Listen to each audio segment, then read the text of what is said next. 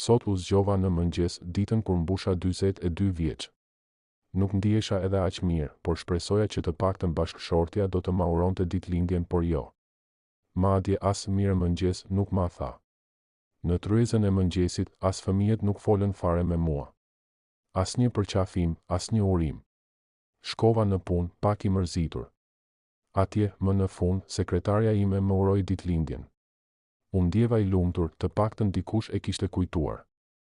Rreth drekës, ajo më tha: "Ndoshta do të ishte mirë të dalim të ham bashkë një drekë?" Natyrisht, pranova me gjithë qejf. Shkuam, hëngrëm, pim nga një gotë, biseduam.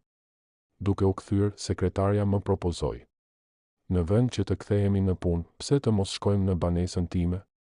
Është një ditë kaq e bukur." Pranova pa shumë hezitim. Në banesë më ofroi një pije dhe më tha: "Tani do të vesh diçka më relaksuese." Në mendjen time, po e festoja ditëlindjen më të bukur të jetës. Ajo u zhduk në dhomën e gjumit dhe, pas pak, doli prej andej me një tortë të madhe në dorë, e pasaj bashkëshortja ime, fëmijët, shefi dhe të gjithë kolegët e mi, të gjithë duke bërtitur, surprizë. Ndërsa unë i shtrirë në kauç krejt lakuri si idiot.